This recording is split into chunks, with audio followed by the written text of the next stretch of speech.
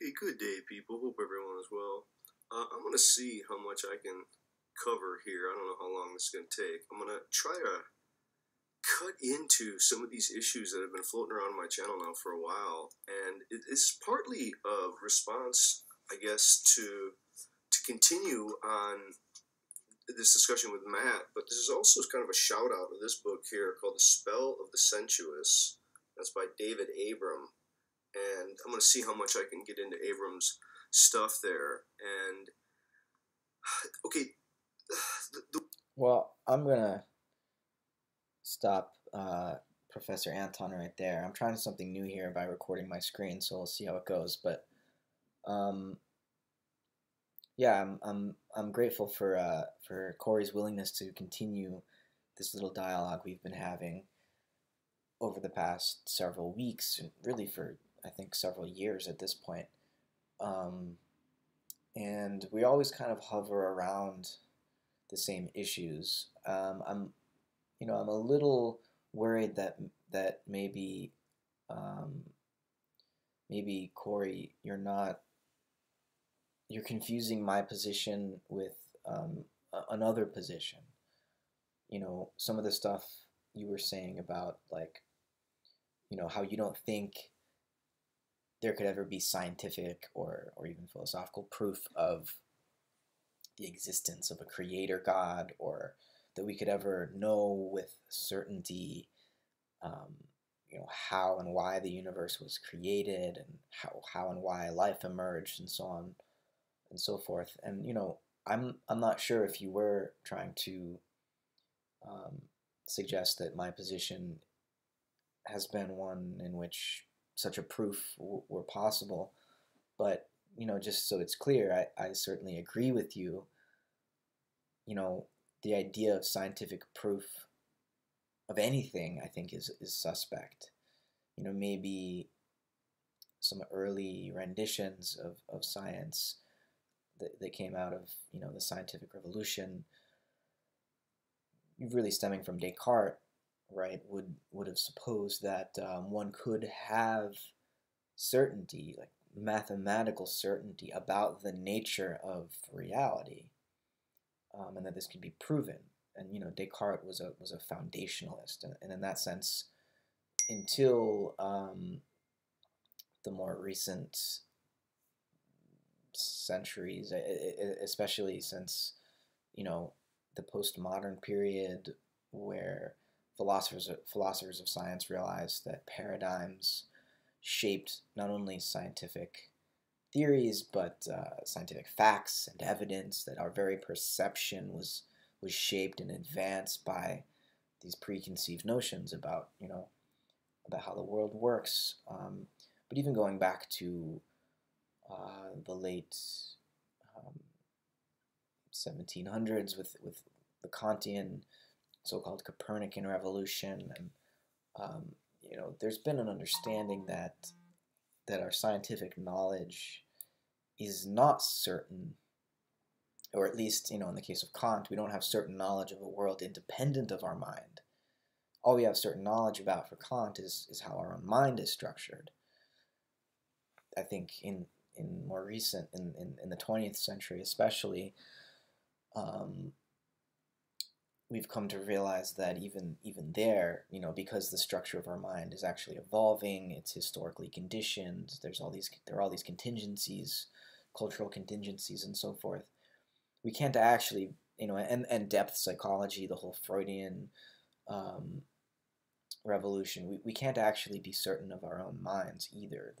The categories that Kant thought were fixed are not fixed. Concepts emerge in the course of learned experience, um, as we become experts at various tasks, we generate new concepts, right? So yes, there is this sort of transcendental process whereby these concepts pre-structure the world of our experience for us, but the world of our experience still always exceeds our pre-structured concepts, and we're constantly being forced to adapt our pre-existing concepts and to generate new concepts as a result of that dimension of experience that is in excess of our ability to know and understand. So that there's this excess to experience. It forces us to continually adapt and evolve.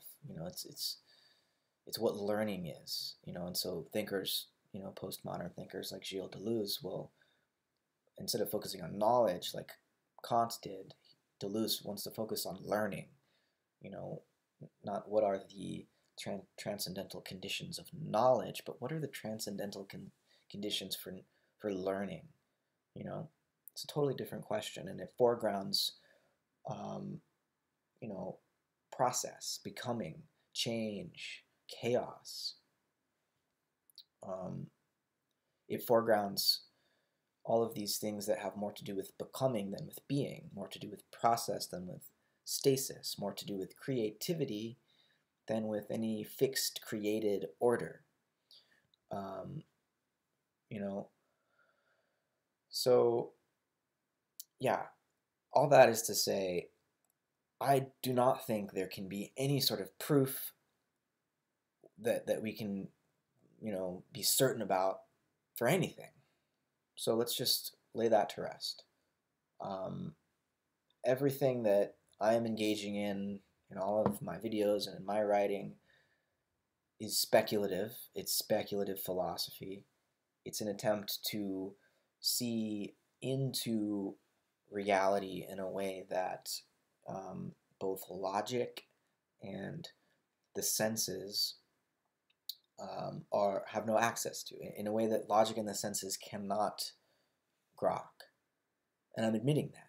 Now, I think, that said, language has artistic, poetic capacities, and experientially, we actually experience far more than the five senses standardly understood. We have a far richer, textured, we have a far deeper experiential relation to the nature of reality than just the five senses. Granted, our normal everyday consciousness is really fixated on especially vision and hearing and touch. Taste and smell are kind of, for human beings, I think, already starting to recede into the background, except when there's something really horrendous or delicious. But for the most part, yeah, our normal everyday consciousness is focused on these five senses, which is why they've been so clearly demarcated and described, and we have language for all of these senses. We don't have as many words for, our emotional experience, our intuitive experience, the sort of that deeper dimension of reality that we tap into experientially, but that doesn't always rise to the level of conscious self-reflective awareness, right?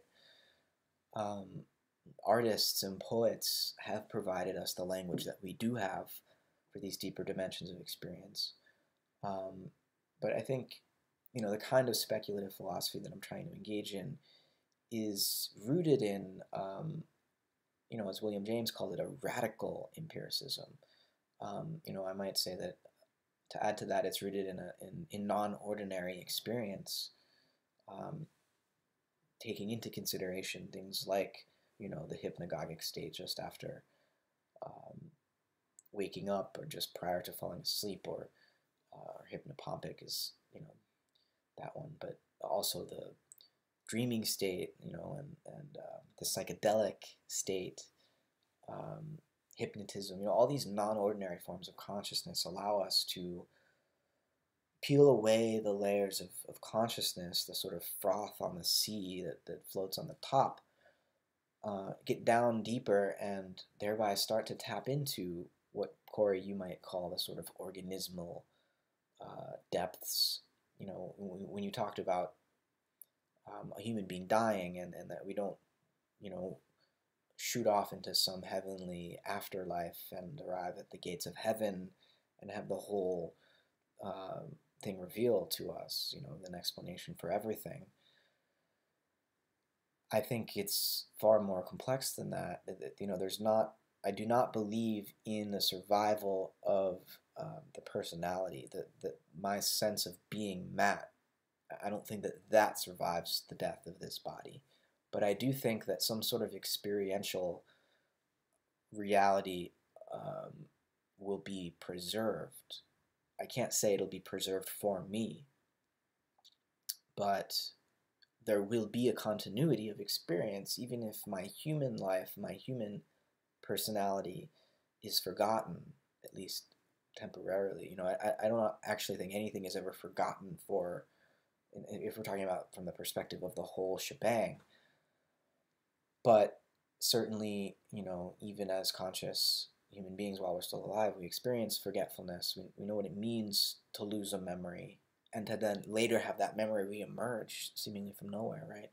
So I think when we talk about these deeper dimensions of experience and we talk about life after death, you know, we have to consider the fact that, you know, as you yourself, Corey, were saying, and I so agree with this, that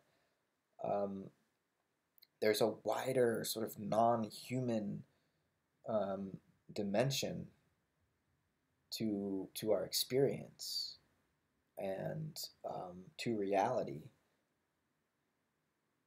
and that we shouldn't just remain narrowly focused, you know, on the identities that we are given at birth by our culture.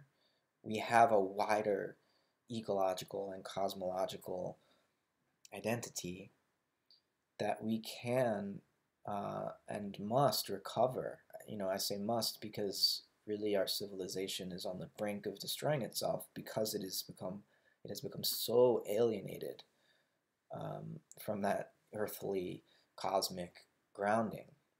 So when I talk about and defend philosophical positions like Panpsychism, and in particular a kind of Whiteheadian or Schellengian interpretation of Panpsychism, I'm not saying anything other than that there is this deeper sort of primal form of experience that alphabetic language has, to various extents, obscured from us.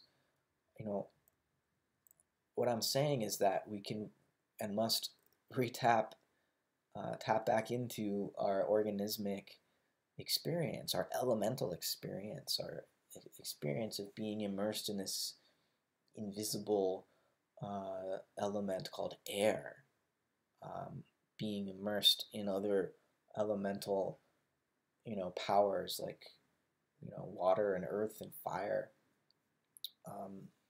the ether. You know, I think the ether is a sort of cosmological,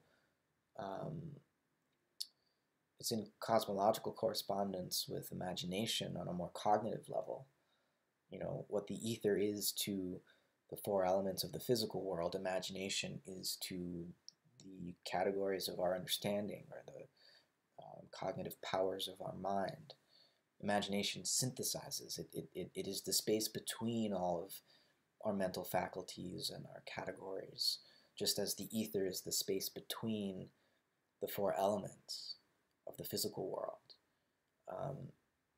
You know, and so I think in that sense, it requires of us as human beings, those beings that happen to have minds, in order for us to participate in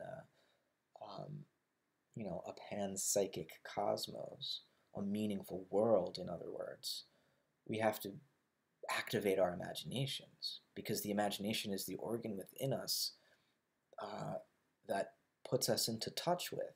It's the organ of perception that allows us to see, to feel the cosmos as it exists, not just as an ordered system, but as a living organism, you know, as a being, a presence that is alive and values its own existence just as we do. Not just as we do, but in some way analogous to the way that we do. You know, I say not just because we're finite individual organisms, and when we talk about the world organism, the world soul, the anima mundi, we're talking about something that doesn't really have a sense of individuality. I don't think it's conscious and reflective in the way that individual human beings are, right? I'm not trying to identify human consciousness with the whole of the universe. Human consciousness is a very special form of consciousness, but there's a deeper substratum of experiential reality that I think we can experience while alive. We can get there in non-ordinary states of experience, but we definitely return to it when we die. We become again participants in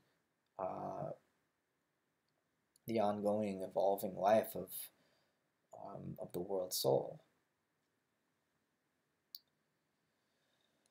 So, I don't know. I think there's more I could say, right? But for now, I guess I'll leave it at that. And if I realize there's more I wanted to say, um, I'll add it later. But I think there's so much that we agree on, Corey. I'm not sure where we are really disagreeing.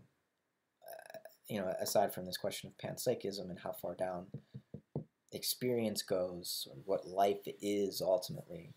Maybe I'll just say that for me, I would. For me, I would